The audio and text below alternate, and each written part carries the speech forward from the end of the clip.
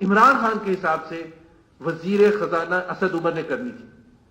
ہم نے نہیں کہا تھا, آپ نے کہا تھا کہ تقدیر چینج کر دیں گے, اور آپ نے ہی 8 مہینے کے بعد فارغ کر دیا, اور اس شخص کو لا کے وزیر خزانہ بٹھا دیا جو زرداری صاحب کی حکومت میں 3 سال تک وزیر خزانہ تھا, جس کی آپ کلاس لیتے تھے, جس کو آپ بلیم کرتے تھے, جس پر آپ انگلی اٹھاتے تھے, جس کو آپ کہتے تھے کہ یہ اس نے تباہ کر دی ہے معیشت, جس نے کرپشن کی ہے, جس نے زرداری صاحب کی کرپشن کرنے میں ان کو سپورٹ کیا, اس کو لا کے بٹھا دیا اسد عمر کی جگہ.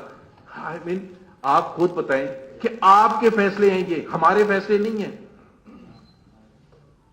مریم نواز نے کل صحیح مکان میں تقریر میں کہا تھا کہ آپ نے کہا کہ ہماری تیاری نہیں تھی.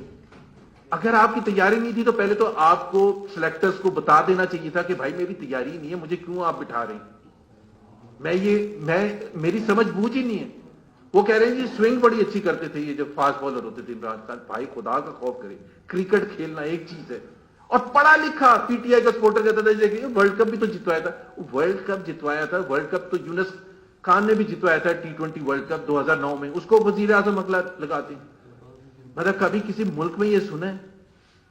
تو سارا جو قصور ہے وہ عمران خان کا ہے, and he should take the responsibility ابھی. اور پلیز ہم اس سے آگے آپ کے بہانے سننے کے لیے تیار نہیں ہیں, کیونکہ آپ آج سے 2 سال کے بعد اگر آپ وزیر اعظم رہے تو آپ کھڑے ہو کے یہی باتیں کر رہے ہوں گے, دیکھیں نا جی وہ یہ ہو گیا تھا, دیکھیں نا جی, دیکھیں ہم نے رپورٹ تو دے دی. کیونکہ صرف اگر آپ 2020 کا جائزہ لیں, ٹماٹر 350 تک پہنچا, اینڈ ہو رہا ہے 300 روپے درجن کے حساب سے انڈے. بیچ میں چینی کا کرائسس آیا, پھر آیا گندم کا کرائسس, پھر آیا آئل کا کرائسس, پھر آیا LNG کا کرائسس. کوئی لمٹ ہوتی ہے؟ یہ 1 سال کی کہانی ہے, 1 سال کی کہانی ہے. اگر کووڈ کی وجہ سے مہنگائی ہے تو کووڈ کی وجہ سے انڈیا میں مہنگائی کیوں نہیں ہے؟ اگر کووڈ کی وجہ سے پاکستان میں 8% سے اوپر مہنگائی ہے اور فوڈ انفلیشن تقریباً 16-17% ہے, تو انڈیا میں کیوں نہیں ہے, بنگلہ دیش میں کیوں نہیں ہے, سری لنکا میں کیوں نہیں ہے, نیپال میں کیوں نہیں ہے؟ کوئی ہے جواب؟ 2.5 سال کے بعد وہ جی مافیاز نے وہ کر دیا تھا. بھائی مافیا اگر پھر آپ سے نہیں حکومت چلتی نا, آپ سے اگر حکومت نہیں چلتی, یہی تو ہم PDM نے کہا ہے, یہی نون لیگ نے کہا ہے کہ آپ حکومت نہیں چلا سکتے. سو یہ بہانے کرنا اور یہ کہنا کہ کئی وزیر جو ہیں ان کو اب تیزی سے امپروومنٹ کرنی پڑے گی, تیزی سے کیسے امپروومنٹ کرنی پڑے گی؟ اور سب سے جو مذکر خیز بات ہے کہ جی کسی پولیٹیکل پارٹی کو حکومت میں نہیں آنا چاہیے جب تک اس کی تیاری نہ ہو. یہ میٹرک میں کوئی بچہ فیل ہو کے آئے نا, یا انٹر میں, اور وہ آ کے یہ کہے کہ ابا جان میں نے سمجھ لیا, امتحان میں بیٹھنا ہی اس وقت چاہیے جب آپ کی تیاری مکمل ہو. مطلب یہ کوئی سمجھانے کی بات ہے؟ آپ حکومت کرنے آ رہے ہیں, آپ مذاق کرنے آ رہے ہیں. آپ نے عثمان بزدار کو ایک نکما, نااہل, انکمپٹنٹ, جس کی کوئی پروفیشنلزم نہیں ہے, کوئی بیک گراؤنڈ نہیں ہے, ایک دکان نہیں چلائی ہوئی, اس کو اٹھا کے آپ نے 12 کروڑ عوام کا وزیر اعلیٰ بنا دیا, اور بس ضد ہیں, اور وہ کہہ رہے ہیں پبلکلی کہ میں ٹریننگ میں ہوں. اب تو خیر خان صاحب نے بھی کہہ دیا کہ ہم ٹریننگ میں تھے, ہمیں پتہ نہیں تھا. نہیں پتا تھا تو نہیں آنا تھا. آپ کے 90% وزیر وہ ہیں جو پہلے حکومتوں میں رہ چکے ہیں, یا نون لیگ کی حکومت میں یا پیپلز پارٹی کی حکومت میں, اور زیادہ تر تو مشرف صاحب کے لیفٹ رائٹ سینٹر ہوتے تھے, سارے وہیں موجود ہوتے تھے. آپ کے پاس کوئی بہانہ نہیں ہے. صرف سب سے بڑا مسئلہ عمران خان سے شروع ہوتا ہے اور پھر نیچے تک. لیکن سب سے بڑا جو بات ہے, اگر یہ سلیکٹرز کو جا کے بتاتے کہ جی میری سمجھ مجھ ہے ہی نہیں, مجھے تو کرکٹ صرف کھیلی ہے میں نے ساری عمر, ایک مجھے بتا دیں ایک دن آفس چلایا تھا. گھر نہیں چلاتے. جس شخص کا سب سے بڑا گھر ہے اسلام آباد میں, سب سے بڑا گھر 11,700 گز, پتہ نہیں کتنے بڑا گھر ہے, 2 لاکھ روپے موصوف کی تنخواہ ہے وزیر اعظم کے طور پر. مجھے یہ بتا دیں کہ ان کا بجلی کا بل کون دیتا ہے, یہ بتا دیں ان کا چولہا کیسے چلتا ہے, یہ بتا دیں گیس کا بل کیسے چلتا ہے, یہ بتا دیں وہ جو اتنے شان و شوکت سے جو سارے وزٹرز آتے ہیں, یہ کہتے ہیں نا کہ میں پے کرتا ہوں, تو کیسے پے کرتے ہیں بتائیں نا, حساب کتاب دیں. پاکستان کے ٹیکس رولز کے حساب سے ہر انڈیویجل, میں یہ نہیں کہہ سکتا کہ میرے سارے اخراجات کوئی اور اٹھاتا ہے, کوئی اور کون ہے, اس نے کیا شو کیا. اور ابھی آپ نے دیکھا کہ جو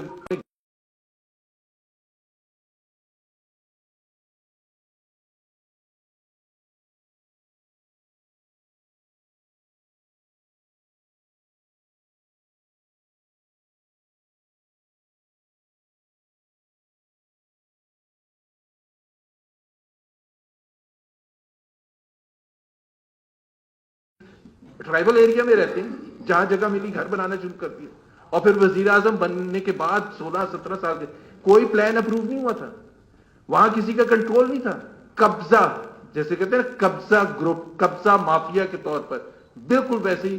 لیکن 12 لاکھ روپے دے کے آپ نے ریگولرائز کرا دیا. کیا پینلٹی ہے 12 لاکھ روپے؟ گھر کا سائز دیکھیں. اور سب سے بڑی بات ہے، آپ نے گھر بنایا کیوں تھا جب آپ کے پاس نہ پلان تھا، نہ کوئی اتھارٹی تھی، نہ کسی نے اپروول دی تھی، نہ کسی نے قبضہ دیا تھا، اور آپ نے گھر بنا دیا پورا اور 15-16 سال تک رہ رہے ہیں. اور پھر کہتے ہیں صادق امین ڈکلیئر کیا. صادق امین ثاقب نثار نے ڈکلیئر کیا تھا. ثاقب نثار کو ہم نہیں مانتے ہیں. تو ایک تو یہ ہے کہ یہ وزیر اعظم صاحب نے خود اعتراف کر لیا، اور ہماری جو جدوجہد ہے پی ڈی ایم کی جدوجہد کو تقویت ملی ہے، انہوں نے خود اعتراف کر لیا. اب ان کے لیے بڑا آسان ہے، بہت آسان ہے.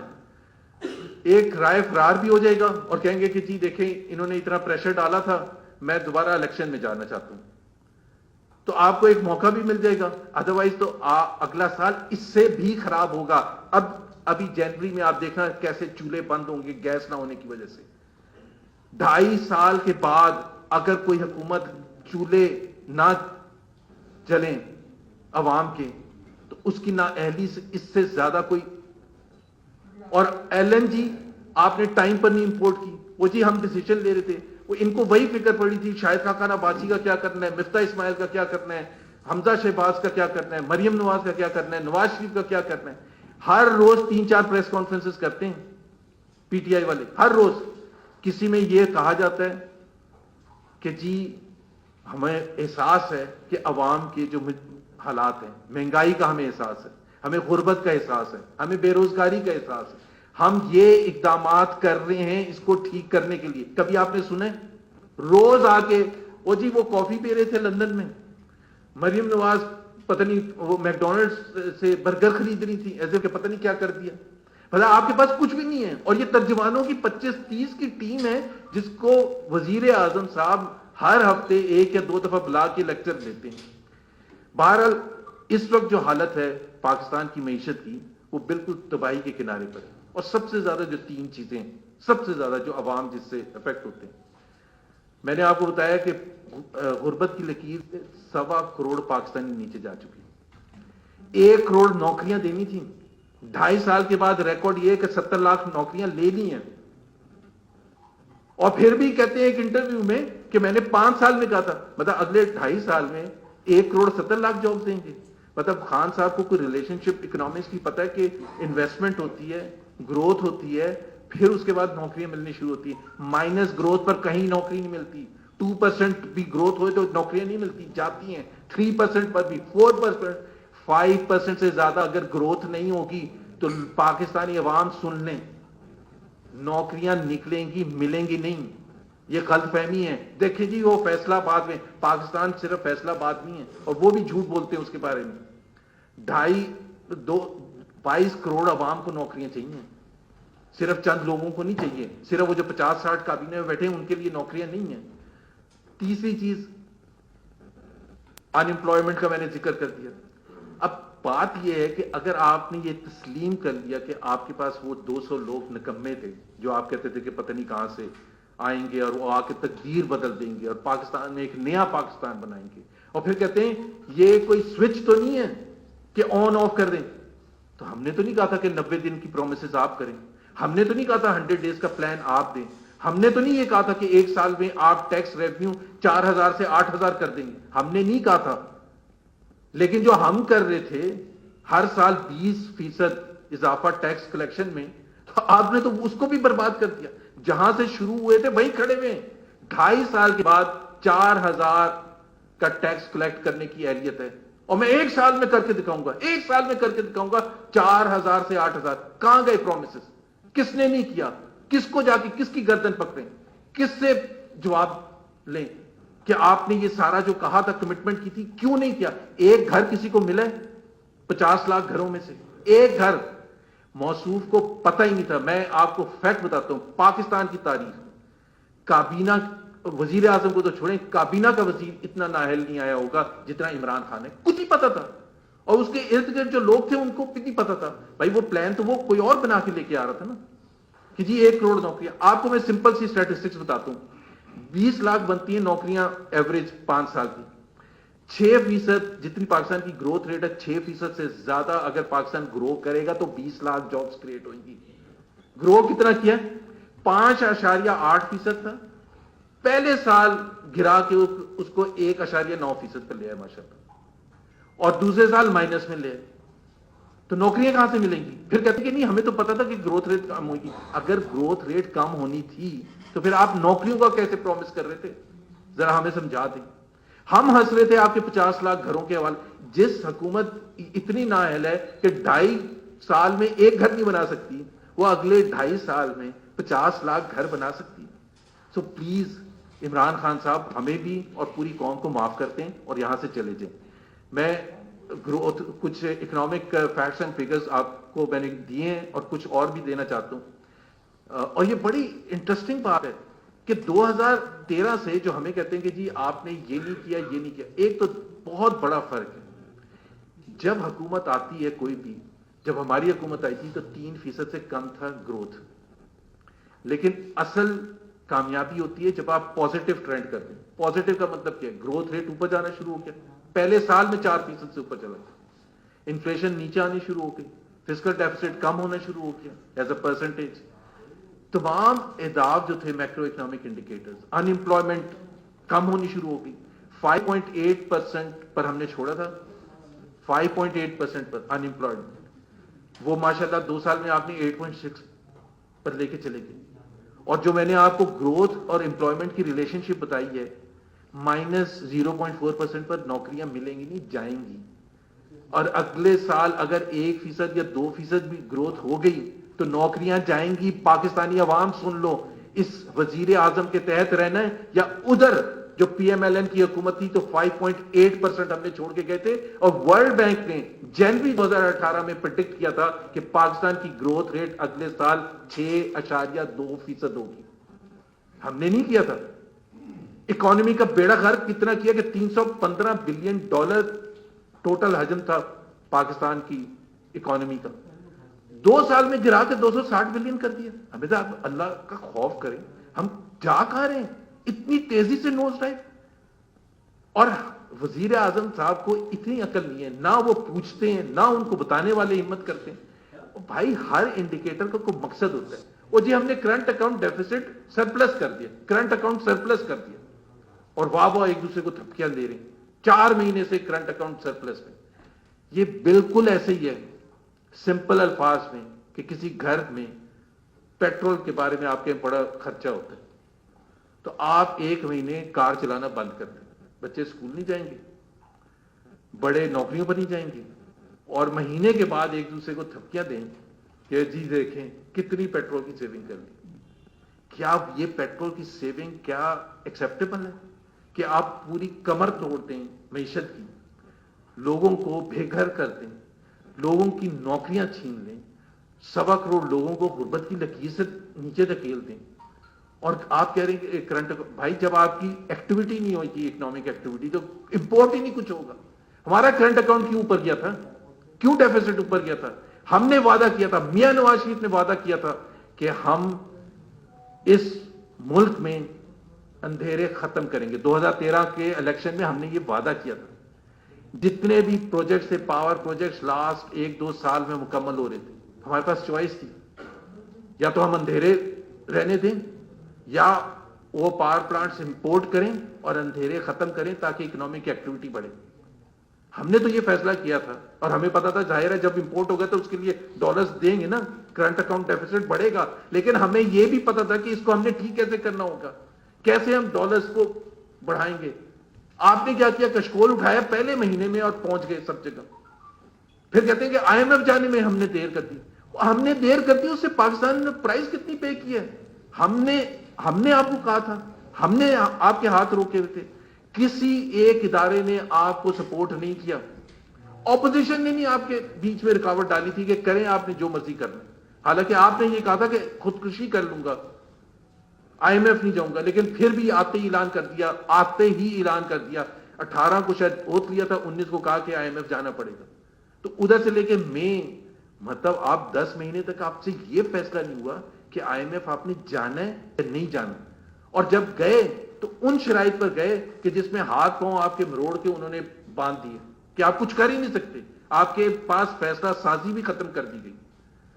پہلے سال میں, اب نااہلی کی پرائس میں آپ کو بتاؤں جو پاکستانی قوم نے دی ہے, پہلے سال میں 35% ڈی ویلیویشن, پہلے سال میں انٹرسٹ ریٹس ڈبل سے زیادہ, پہلے سال میں, ایک سال 10 مہینے میں 6.25% سے اٹھا کے 13.25% دے کے, ٹیکسز 3 گنا بڑھا دیے, اور بجلی اور گیس کے جو بلز ہیں آپ کو پتہ ہے جو ریٹس ہیں وہ کتنے انپریسیڈنٹڈ بڑھا دیے. یہ 4 چیزیں جب آپ کسی بھی بزنس میں اٹھا کے پھینک دیں گے ایک سال کے اندر اندر, تو کون سا بزنس سروائیو کرتا ہے؟ اور اگر بزنس نہیں سروائیو کر سکتا تو پھر اکانومی کیسے سروائیو کرتی ہے؟ اتنی ان کو بیسک عقل نہیں تھی.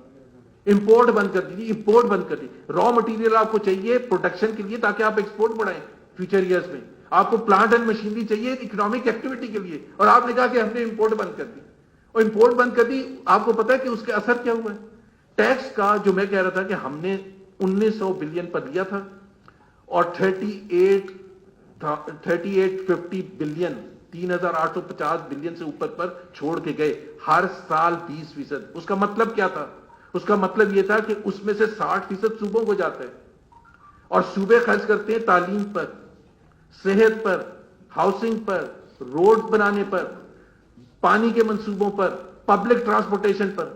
آپ ہمارے 5 سال میں ڈبل کر دیا ہم نے, تقریباً 1200 بلین صوبوں کو جاتا تھا, جب ہم نے چھوڑا تھا تقریباً 2400 بلین صوبوں کو جاتا. اب آپ سوچ لیں کہ صحت اور تعلیم اور روڈ نیٹ ورک اور پانی کے منصوبے, یہ جہاں سے ہم نے چھوڑ کے گئے تھے وہیں کے وہیں کھڑے, اور پھر کہتے ہیں NFC ایوارڈ کو ری لک کرنا پڑے گا کہ سارا پیسہ تو ادھر چلا جاتا ہے. بھائی آپ نکما اگر ہیں, اگر آپ ٹیکس ریونیو نہیں بڑھا سکتے تو آپ کہہ رہے ہیں کہ میں صوبوں کو کم کر دوں. صوبوں کو کس چیز کی سزا دے رہے؟ نااہلی آپ کی, انکمپٹنس آپ کی, کرپشن آپ کی.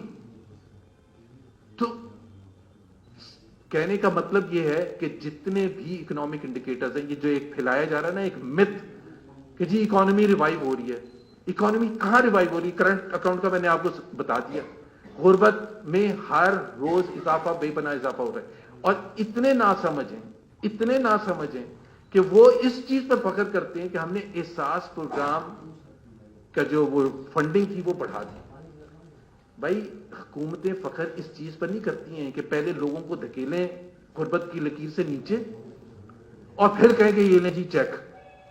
حکومتوں کا کام ہوتا ہے نوکریاں پرووائڈ کرنا, غربت کی لکیر سے باہر لے کے آنا, امپلائمنٹ جنریٹ کرنا, فیکٹریاں بنوانا, انویسٹمنٹ کرانا. یہ اس پر آپ فخر کرتے ہیں. یہ پہلی حکومت ہے جو میرا خیال ہے 5 سال رہے گی تو یہ کہیں گے 22 کروڑ عوام دیکھیں ساس پروگرام کتنا تھا اب کتنا ہے, کہ سارے کے سارے 22 کروڑ غربت کی لکیر سے نیچے چلے جائیں گے تو اور کچھ بچے گا ہی نہیں. اور یہ بڑا تیزی سے اس طرف ٹرینڈ جا رہا ہے. تو یہ کہنے کا مطلب یہ تھا کہ ہم نے جو جنوری 31 کی ڈیڈ لائن دی ہے اس حکومت کو, آپ کے لیے بڑا اچھا ایک موقع ہے. آپ نے تھوڑا سا تو آغاز کر دیا, ایکسیپٹ کر لیا کہ اب تیاری نہیں تھی, ہمارے پاس ٹیم نہیں اچھی تھی, وارن کر دیا ان کو, اور نمبرز کا ہی نہیں پتہ چلتا تھا.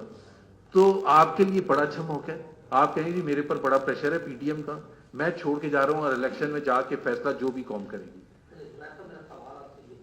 ایک چیز میں ختم کر دوں لاسٹ, کراچی پیکج کے حوالے سے.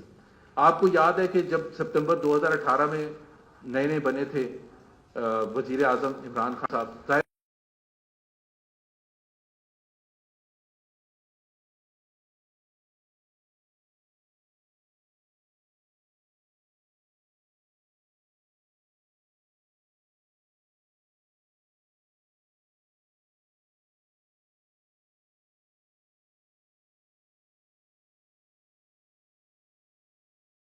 ظاہر ہے 2.5 سال کے بعد زیرو پیسہ خرچ ہوا, زیرو.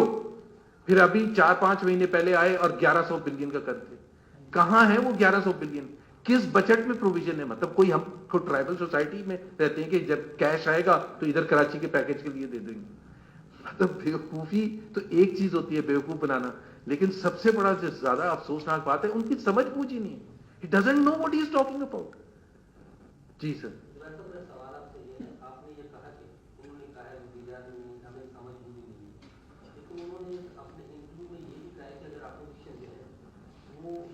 8 दिन धरना देगी तो मैं जाने का सोचूंगा, तो क्या आप लोगों में हिम्मत है 8 दिन धरना देने की? वो तो क्या जगह देते? एक एग्रीमेंट साइन कर लें वजीर आजम हमारे साथ, ठीक है, कि 8 नहीं हम 10 दिन का चैलेंज ले लेंगे, 2 दिन उनको एक्स्ट्रा दे देंगे, लेकिन पहले वो साइन करके दें कि वो छोड़ेंगे।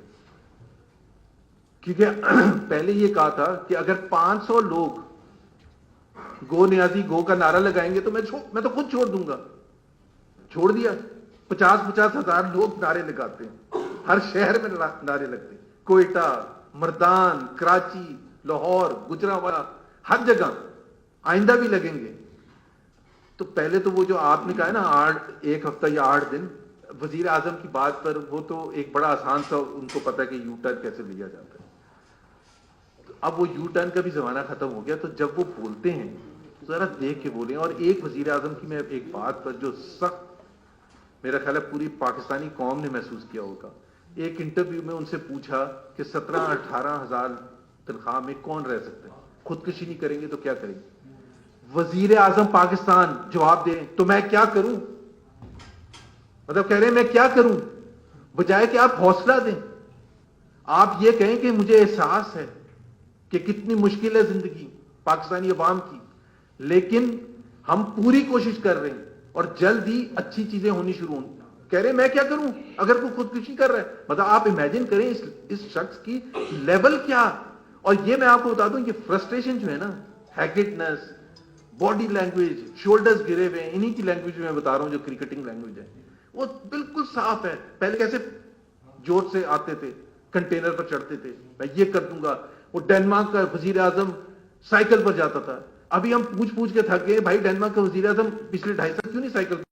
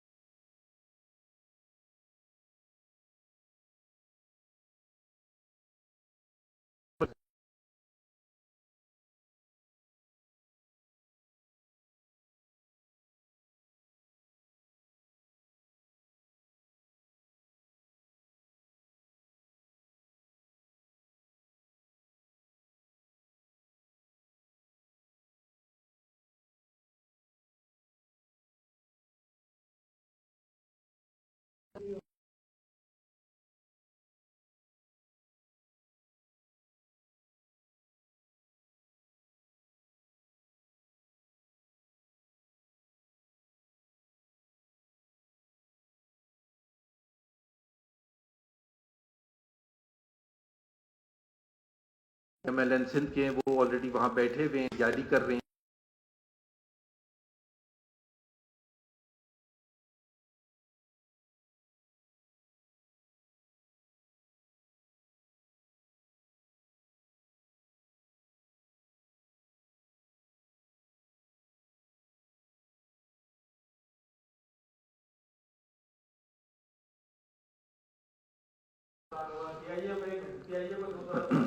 जी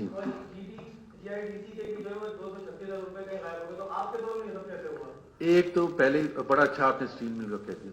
हम जब स्टील मिल, मैं प्राइवेटाइजेशन मिनिस्टर था, तो जनवरी 2017 गवर्नर बनने से चंद दिन पहले हमने पूरा प्लान बना के नेशनल असेंबली स्टैंडिंग कमेटी और सेनेट स्टैंडिंग कमेटी को प्रेजेंटेशन, मैंने खुद, सारा मीडिया मौजूद था।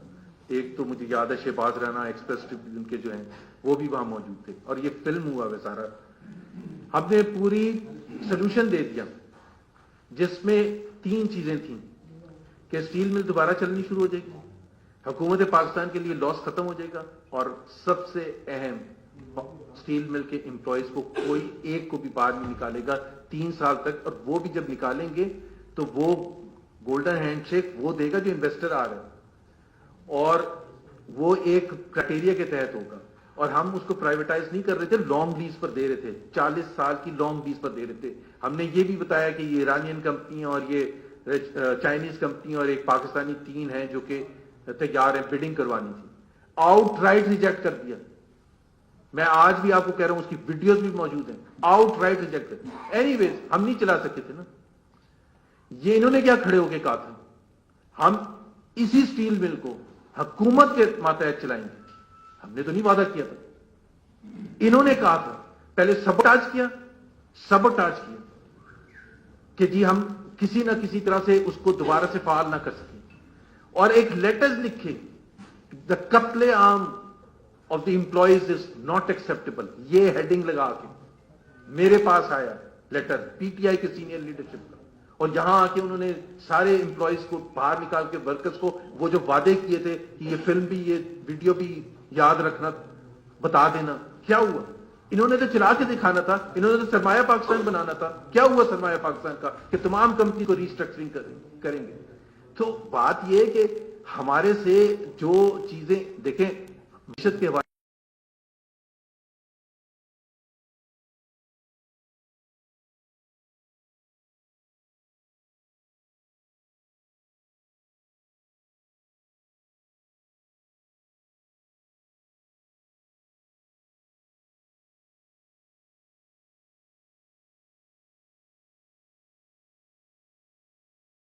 پازیٹو تھے.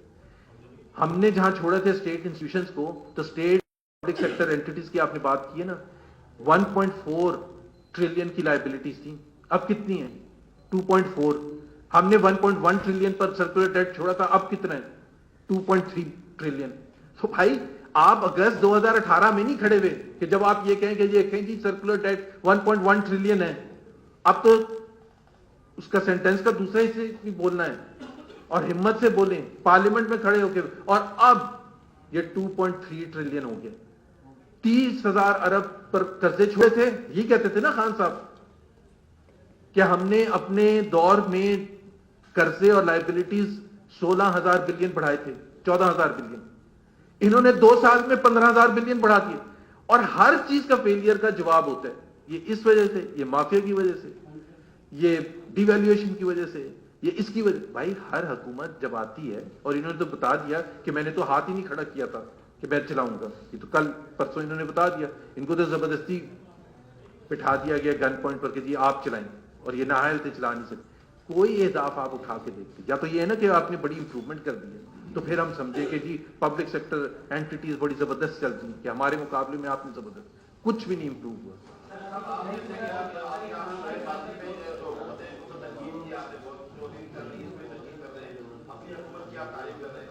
آپ کے دور حکومت نے پی آئی کی داخلداری کا بریک ہویا گیا, سیاسی بنیادوں پر آؤٹ اسٹیشن جو ہے وہاں پہ پروموشن حاصل کی گئی, وہاں پہ تعیناتیاں کی گئی, اس سے پی آئی کو بڑا بھاری مالی خسارے کا سامنا کرنا پڑا. اس نے کردار ادا کیا آپ کی جو کہ آپ کی دوسری کی حمایت کرتا تھی. تو پی آئی نے کیا کیا؟ ایک تو آپ اس شخص سے یہ سوال پوچھ رہے ہیں جس کو سب اعداد و شمار پتہ ہے. پی آئی اے کی نسکاری بھی میرے ماتحت یہ ہو رہی تھی, اور پی آئی اے کے آپ ناظرین سے پوچھ لیں, میں نے یہ کہا تھا ہر جتنے بھی ورکرز تھے کام کرنے, چاہے وہ پی آئی اے, اسٹیل مل, کوئی اور public sector anti, Mian Nawaz Sharif نے کہا تھا فوکل پوائنٹ ہماری پرائیویٹائزیشن پالیسی کا ہوگا کہ ایک بھی امپلائی نہیں نکالا جائے گا, ایک بھی. انہوں نے پہلے جھٹکے میں سارے امپلائیز اسٹیل مل کے نکال دیے, ابھی کو 5,000 امپلائیز, آدھے امپلائیز 50% پی آئی کے نکال دیے. پی آئی اے کا سبوٹاج انہوں نے کیا تھا. ہم لاسٹ سٹیج پر پہنچ گئے تھے, لاسٹ سٹیج پر پہنچ گئے تھے. ایک پارلیمنٹری کمیٹی بنی تھی, اس میں انہوں نے بالکل کلیئر کٹ ڈار صاحب کے سامنے یہ کہا, شیخ رشید بھی تھے, اسد عمر, نوید قمر, اور بھی اپوزیشن کے اس وقت کے لوگ تھے, اور اگر آپ جو مرضی کر لیں ہم نہیں ہونے دیں گے, اسٹرائک کروا دیا. ابھی دیکھیں آپ, ہم بھی اپوز کرتے ہیں نا بہت سی چیزیں. اسٹیل مل کا ہم نے کیا کیا, طوفان برپا کیا, جلاؤ گھیراؤ کیا ہے, یہ کہا ہے کہ سڑکوں پر آ جائیں, یہ کہا ہے کہ ٹرینیں نہ چلنے دیں. ہم ان سے ایک صحیح انداز میں جو مخاطب ہوتے, پارلیمنٹری کمیٹی ہے, پریس ٹاکس ہیں, ٹاک شوز ہیں, یا تو یہ نا کہ ہم نے جہاں چھوڑا تھا وہاں سے آپ نے امپروومنٹ کر دی. ہم نے کوئی پائپ لائن بچھائی, 1000 کلومیٹر ہم نے بچھا دی, 50 کلومیٹر وہاں پھنسی ہوئی تھی, یہ وہیں کے وہیں کھڑے تھے. گرین لائن جہاں ہم نے چھوڑا تھا وہ وہیں کا وہیں ہے. پانی کا منصوبہ K4 جہاں ہم نے